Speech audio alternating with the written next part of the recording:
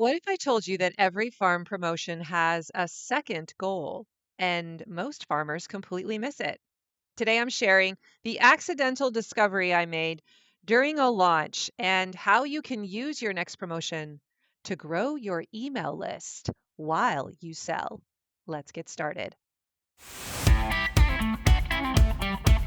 Hey there, this is Corinna Bench, and welcome to the My Digital Farmer podcast. In today's market, it's not enough to just grow your product. You've got to know how to sell it too. Welcome to the My Digital Farmer podcast, where we reveal online marketing strategies and tips to help farmers like you get better and more confident at marketing. Learn how to find more customers, increase your sales, and build a strong brand for your farm. Let's start the show.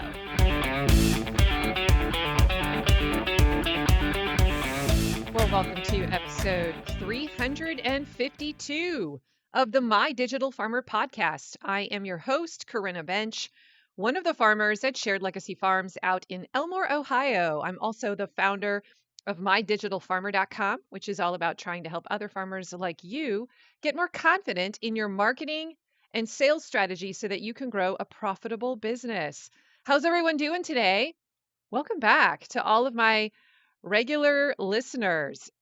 Big shout out to you. If you are new to the podcast, I'm glad you're here today. Make sure that you subscribe to the show and go check out my first 10 episodes. They were designed to be an on-ramp into the marketing lingo. If you're a little green when it comes to marketing, you feel like you have a lot to learn to get on board with what we talk about here, that's the place to go. You could also get onto my email list.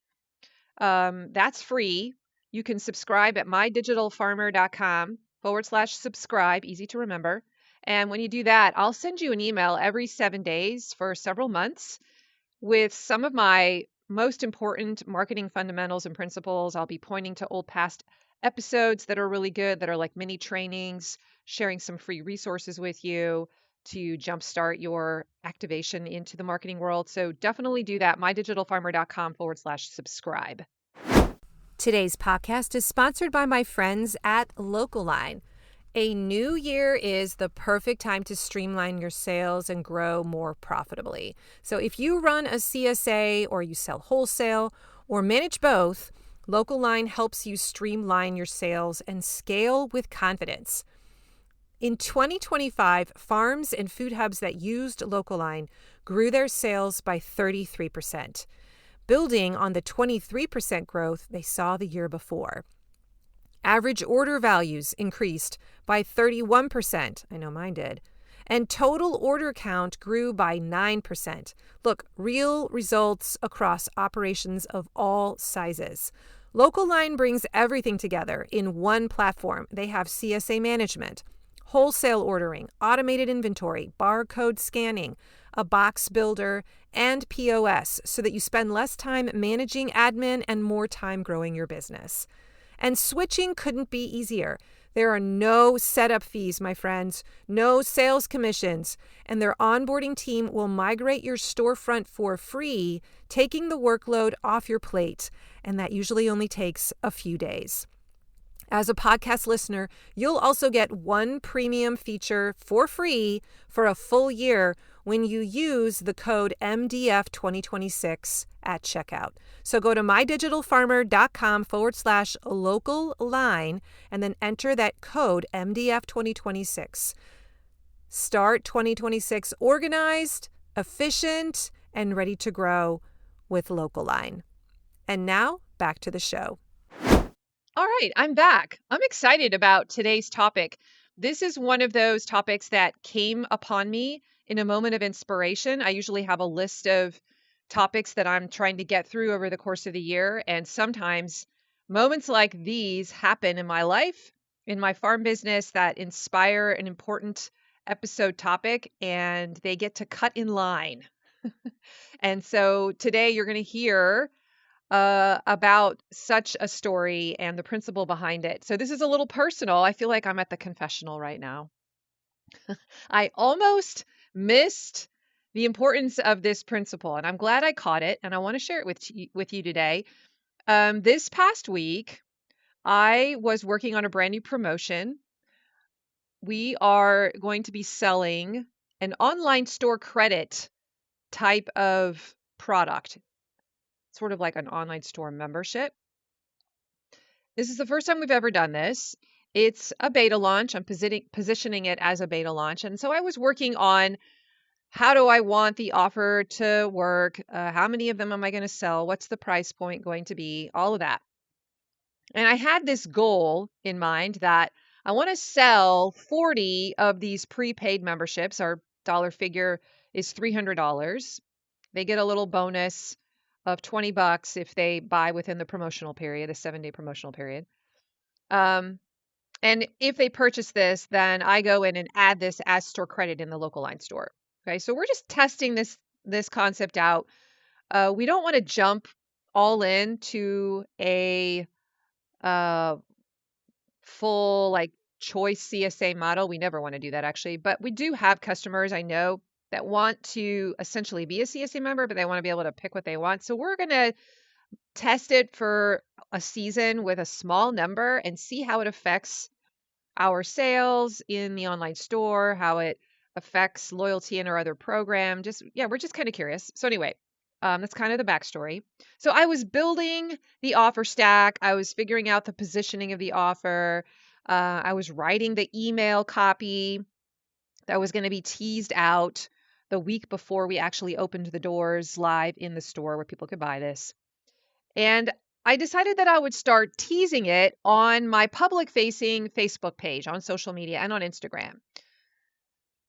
So I started saying things like, hey, we're going to be doing this new thing. It's going to be a beta test, but we're only going to be offering it to our email list. So I didn't give a lot of specifics about how the offer was going to work, just very generic. And I did mention that there's going to be a limited number. I actually, at the time, said 30. We've since upped it to 40, but I was telling people there's only going to be 30 of them. And it's just not going to be promoted publicly. So if you want to know about it and you want to get the details for how it works, because I have a feeling it's going to be popular and it's going to go fast. So if you're kind of curious to know, is this for me and I want to have an equal chance to get in on it, you got to get on my email list. Okay. So I think I put up 3 posts about that the week before I began to publicize it through email. And then I shared in that post my produce availability sign up form, my basic email list, subscribe form. Okay, so I did that and whatever, I went along with my days, had an amazing weekend, and I was logging back into my email service provider. I use kit.com. And on the dashboard, I noticed, whoa, I have a big jump in my subscribers. And I checked the form source where they were coming from, and it was that produce availability list form, and realized that I had promoted it 3 times on Facebook in the last few days, and I connected the dots. And here was sort of the insight moment that I had forgotten. I thought the goal of this promotion was to sell 40 memberships, but I accidentally grew my email list in the process. This has happened before. When I caught this insight, I remembered that I had seen this lesson before. The past 2 years, we have always done a spring plant sale in the month of March. This is when we pitch to our email list vegetable transplants that they can pre-order for their gardens. And then we basically grow to the orders, the custom orders that we get. So we have a certain amount of space in our greenhouse. We grow a certain number of cucumbers, a certain number of kale, a certain number of onions, etc. We put that into our online store on Local Line. We pre-sell it, and we always sell out within 2 days. I mean, we make a lot of money from this promotion, and then that kind of becomes our focus in terms of production. We're putting these transplants in the greenhouse. We're getting them ready, and then we pass them out to people. They come and pick them up, usually around the weekend of Mother's Day. And I love it because it's a grow to order, right? Like we only produce the things that we've pre-sold, so we don't have a lot of waste. Anyway, every year I tease this offer to the big wide world on my social media. I let them know, hey, are you wondering when the spring plant sale is going to be? Yep, we're doing it again. It's going to be on this weekend. It's coming up in a few weeks. It's always very popular. We always sell out. If you want to get certified organic vegetable transplants for your garden, you need to be on my email list, because the email list gets the price list before anyone else. They see what's going to be in the catalog several days before. They can shop that catalog. They can kind of map out what they want in their garden. They can put their ideal wish list together, right? There's an advantage, an early planning advantage for subscribers, because the catalog is only sent to insiders via email. So I kind of explain that in these social media posts in the weeks before I start pitching this plant sale to my email list. And likewise, last year, I remember noticing I got over 125 new subscribers to my email list in that 10-day period. And I know it was simply because I was talking about this upcoming promotion. That happened the year before as well. And I have noticed that the spring plant sale promotion is also a huge list generator for me. Okay. So, do all of those 125 new subscribers end up buying something from the plant sale? Probably not. I think more than half of them probably do, but that's not the point. They don't all have to have purchased for this to be a win, because they get into my ecosystem. They're now on my list. So even if they don't end up buying the product right away, they join my world, and now I can warm them up. And the likelihood of them eventually converting and buying something later is pretty high. So here's kind of the big reframe that I want to point out to you. I think most of us think as business owners, oh, the goal of a promotion is to sell a product. But there are actually two goals, aren't there? Number one, generate the revenue. And number two, grow your email list. And the second one might be just as powerful long term. And here's why: because your email list is an owned asset. I want to just keep beating that drum. It's so important to be collecting an email list, because this email list compounds over time. It gives you future launch power. It lowers your ad dependency. You don't feel like you have to try to pay Facebook or whoever, Meta, to get your offer in front of the right eyeballs so people know that you're around. You have a free direct door access to that potential customer through email. And your email list builds a relationship equity, because you don't just write emails that are promotional. If you learn how to do this right, I have an entire project inside of Farm Marketing School that teaches you how to be a great email marketer. But it builds relationship equity because you're writing emails that add value to them, that share personal stories and connect with them, that give tips, that are trying to coach them into a better version of themselves, right? And that creates a connection and loyalty. So I want to help you see, how do we actually take this reframe of the goal of a promotion is not just to generate revenue, but to also grow our email list. What does that look like tactically? And I want to challenge you to remember to use the promotional runway to help you grow your email list. What do I mean by that? I've talked about building the runway before in other episodes when I teach about how to create an offer that will sell. Part of building an offer, if you have a big promotion, part of that promotion is creating a 7 to 10 day runway experience before you open the doors to the offer, and using that time to accomplish several different things: create momentum, create clarity about what's going to be in the offer, give people a sense of confidence and clarity and resolve. So we don't just open the doors to our store and announce, okay, it's live, you can come buy this thing. Instead, we use that pre-launch runway period intentionally. So I don't know, I usually say 7 to 14 days before the launch, you are teasing the concept, you're teasing the offer that's coming, you're hinting. coming soon. You're creating intrigue about it. You're mentioning limited quantity, if that applies, or limited pricing, or the first 10 are at this price. After that, it goes up to this, right? However you want to do it. You could position insider access as valuable, and you require email sign up to get the details.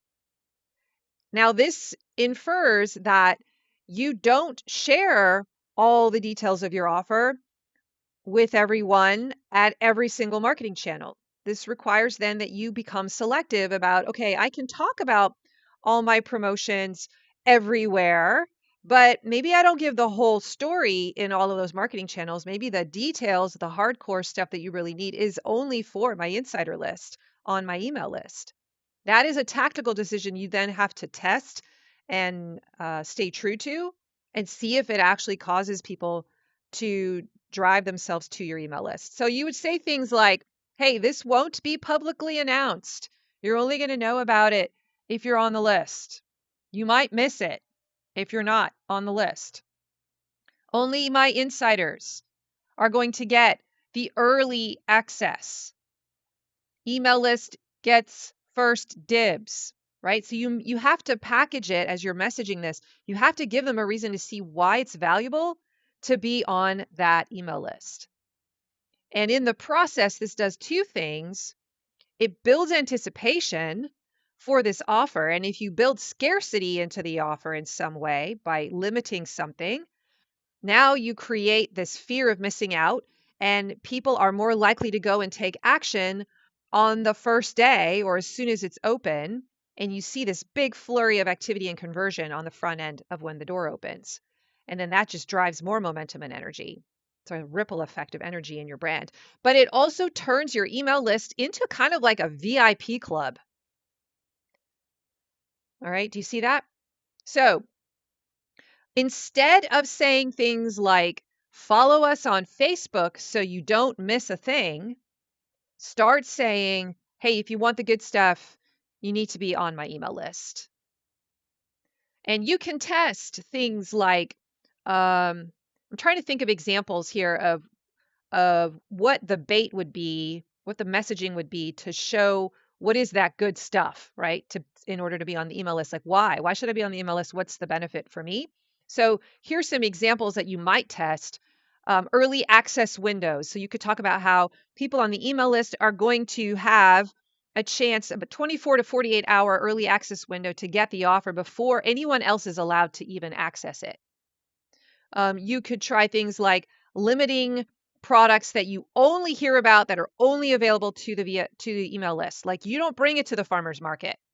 You only get access to the bacon or whatever if you're on the email list. If you got a certain amount of bacon and it's limited, this could be a perk. You could say, listen, you're only ever going to get bacon if you're on my email list because I pre-sell all of it to my email list before I even show up at the market. And then you come and pick it up here.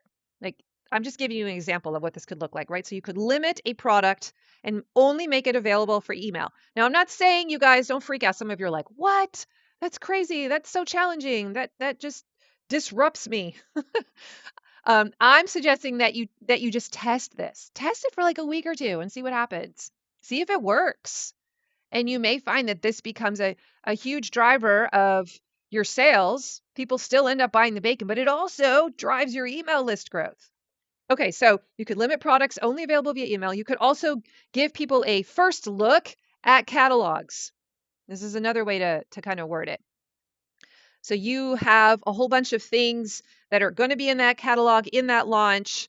The plant sale is a great example of that. Why would it behoove someone to want to look at this catalog before the doors open? If there's only so many transplants in that store and they go pretty quickly, especially the really popular items, and my audience knows that, well, they're going to want to get their list in order so that when the door opens, they're there ready with their list. They can populate it in their cart and hit, place order, and it's done instead of not having the catalog in advance. So not knowing exactly what's going to be for sale, having to go and spend an extra 10 minutes in the store looking at all the options, watching them slowly disappear in front of you. as the inventory decreases. I'm trying to figure out, what do I want in my garden? I don't know, how many kale plants do I need, and where am I going to put them in it, and how am I going to space this out? Like, I have customers like that who want the plan, who want the map, and they appreciate having that extra time to really think it through, and they'll probably end up spending more because they've had time to look at the catalog and see what's possible and think that all through. Okay. So for a product like that, to say to someone, hey, you get a first look at the catalog, well, that's like a bonus asset for them and totally worth giving their email address for that. So maybe you have products like that would fit into a catalog kind of concept for a promotion period. You could word it as a catalog, and that would be a good piece of bait. Another thing you could test is beta offers that are only for subscribers. So you're not going to let anybody who's just out there, who just finds out about you and they're not on their email list, like, they're not going to have a chance to buy this pork share beta test. We just did this a few weeks ago, where we launched our monthly chicken share, but this year we added on 25 monthly pork shares. And boy, they were hot. They sold out in 4 minutes. And I didn't let people from the outside world be able to access that price list. Like, there's no way that they could even have known about it. It was only talked about to the email list. They were the only ones who knew what the link was to the store to go get it, right? And so I could talk about, hey, I'm going to be selling pork shares, but the only way you're going to be able to find the link and do it is if you get on my email list. Right now, that becomes bait to want to get on the email list. So a beta offer, being invited to a special thing that only the insider first group can do, like, that makes a person feel special. I want to be in the beta group. You could also try discount codes that are only sent via email. One of the things I love about Local Line is that it has coupon codes as part of its basic features. And I can create an offer that week. If I need to move inventory and I'm willing to create a discount, or maybe I have like spend $75 and get a $10 off, or get a free whatever, like, I can put that into a coupon code and I can promote the code to the list. I don't put it on social media. Not everyone's going to find out about it. It's just to my insiders. And now that's a perk that's worth getting on the list if they know that I'm passing out coupon codes occasionally to my insider group. Secret bundles that are not shown publicly. That's another way you could think about this. Is there a way that you can position your products or bundle your products or create packages during special promotion periods that, again, you're only going to show it to a select small group of people? Now they feel special. So those are just a few examples of what that could look like. But over time, your audience learns, if I care about this farm, I need to be on that email list, right? And that changes everything. Today's podcast is sponsored by my friends at citizensalmonalaska.com. If you run a CSA and you're always looking for value-added products that feel aligned with your farm but don't create more work for you, I want to tell you about Citizen Salmon Alaska. This is my 5th season partnering with them, and we keep coming back for a really simple reason. It works, and I genuinely love their product. Our CSA members love it too. The wild sockeye salmon is a standout, and the scallops disappear fast. And I just trust the people behind the business. Citizen Salmon is a small, family-run seafood company working directly with independent fishermen out of Homer, Alaska. They offer wild sockeye salmon, halibut, black cod, shrimp, and even in-house smoked seafood, which makes it an especially easy add-on for CSA farms. Here's why this partnership is such a win for farms like mine. I get to expand my product suite without taking on fulfillment. I promote Citizen Salmon to my audience. My customers order directly from their website using a farm-specific code. Citizen Salmon ships the frozen fish straight to them, and I earn a commission without handling inventory, packing, or delivery. And the timing just works. Halibut in the spring, salmon as the summer approaches, and beautiful seafood offerings for the holidays. They're currently signing up new farm partners through April. So if you're curious whether this could be a fit for your CSA, head to citizensalmonalaska.com and reach out to Aaron to get the conversation started. That's citizensalmonalaska.com. microgreens.com. Wild seafood done the right way, and a partnership I'm proud to recommend. And now, back to the show. Okay, so what does this actually look like in very tangible terms, depending on what type of farm you are? I have flower farmers. I have a lot of meat farmers in farm marketing school. I have vegetable growers. I have CSA growers, microgreen growers. I know there's so many different types of people that listen to this show. So I wanted to give you a few examples of how this could look in the real world. If you are a meat producer, perhaps you're teasing people to get on your email list um, when you offer bulk beef drops and you have that promotion coming up. And so you start to talk about how this is happening, but you have to be on the email list to hear about it. Or maybe organ meat boxes are things that are specialty items. People who want those, they're like rabid fans and they really want those and they can fly off the shelf. So again, that could be something you say, only people on my email list will ever be offered this. I don't publicize this to the outside world. Your holiday ham pre-sale, the turkeys for Thanksgiving, should only be offered to people on the list. If they're, especially if they fly off the shelf, like that can become a piece of bait to get people on your email list. Talk about your limited freezer packs. Anything that's limited becomes an opportunity to grow your email list. If you're a flower farm, maybe you're talking about your dahlia tuber pre-sale and you're only offering it to the people on the list, or a bouquet subscription early bird offer that you have only to people on the list, or a workshop seat release that's popular only to people on the list. Okay. If you're a vegetable farm, maybe it's you pick reservations are offered first dibs to people on the list, and it's then opened to the public if you have any spots left. If you have limited types of produce, I know for us, like we have a very small amount of very popular currants and gooseberries. Those always fly off the shelf. And so I'm going to talk about those and offer those to my email list first. They should get it first because they've done me the service of getting on my list. So in return, I will reward them and give them the limited product offers first. Now, actually, I give it to my CSA members first and then to my store customers. So there's kind of like a super VIP category of being on my CSA list, right? But you think about the things that are limited, products that are in short supply. That's a great example. Talk about how you have this product. And because it's so limited, you're only going to give it to people on your email list first. Maybe you have specialty crops like an heirloom tomato box, or I don't know, like a mushroom bundle. Again, it's limited or special in some way. You only offer those to the insider email list. Does that make sense? So you're thinking through stuff that's limited. Okay, so how do you actually technically do this? Well, all you need to do is have a dedicated email sign up form in your email service provider. I'm often asked, what email service provider do I recommend for farmers?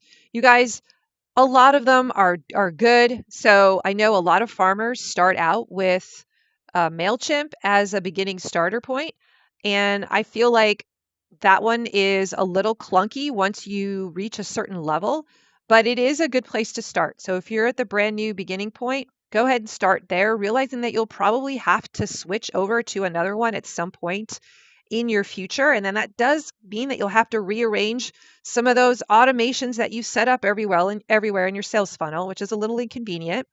So I'm always a believer in like choosing the one that you're going to eventually graduate to, like to consider just starting with that one so that you don't have to do that messy work later.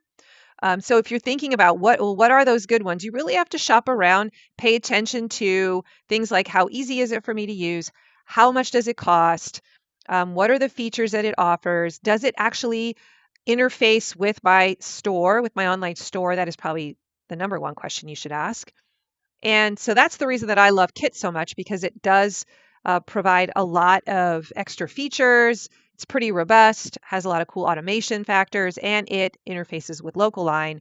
So they talk to each other through Zapier, and I can create automations. So I recommend Kit if you want to use them. I have a affiliate code. Go to mydigitalfarmer.com/kit, KIT. But other ones that you could look at are Drip and Active Campaign. I also really like those as well. Okay.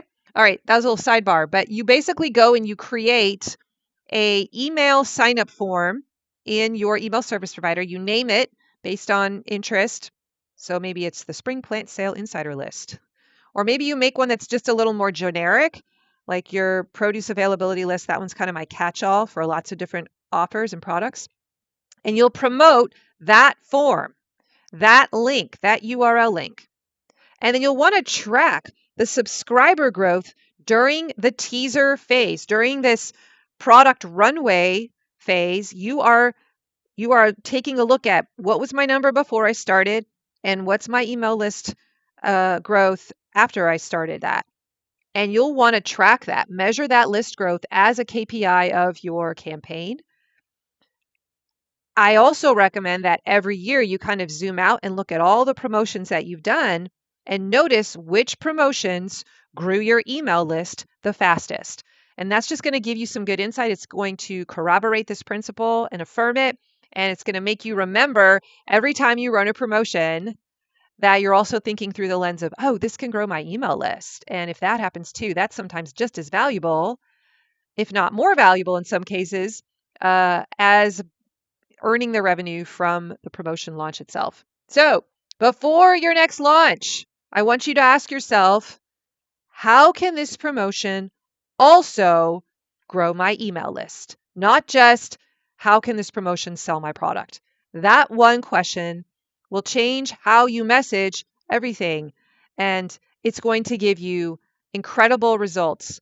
Not just the revenue that you earn for this launch, but now you've collected a whole bunch of people who are eventually going to turn into buyers and increase your lifetime customer value. All right, so my closing challenge, I have a small assignment for you. If you're willing to try this, I want you to think about what's your next promotion that's coming up, your next significant promotion. Usually I have one every month, one every 6 weeks. And I want you to map out a 10 to 14 day teaser runway and decide what's exclusive, what's insider only, what's limited, and then go and create a post on your social media channel that's going to drive people to that email sign up. All right, pinky swear, you going to try that? Just go play in the sandbox. Look at it as a beta test. See what happens. Be curious. Learn from the data.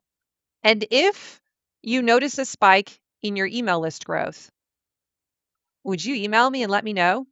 You can email me at mydigitalfarmers@gmail.com and just let me know what you discovered. I'd love to see if this works for you too. All right, my friends, that's all I have today. Remember, you can learn how to do all of this stuff and more in detail when you join Farm Marketing School, my online membership. It is such an amazing group of people. I love building into the farmers that are in there. If you need help growing your marketing system, your marketing machine, I help you build the pieces step by step, month by month, piece by piece, one at a time until you have them all in place and they're connected and they're working together. So I'd love to have you join. The subscribe link or the enrollment link is mydigitalfarmer.com/enroll. And I'd love to hang out with you. All right, today's show notes can be found at mydigitalfarmer.com/352. If you liked this episode, please share it with another farmer. You can grab the URL link, send it their way, or get on my email list at mydigitalfarmer.com/subscribe. And I always send you the podcast of the week, and you can forward that email then to a farmer friend. That's another way to do it. And don't forget, I'm now on Instagram at mydigitalfarmer. I show up there with a marketing tip, mostly in stories. I love to connect with you there. Thank you for joining me today, everyone. Hey, I am so proud of you. Keep going. Believe in yourself. I believe in you. Have an amazing week, and I'll catch you next time. Bye-bye.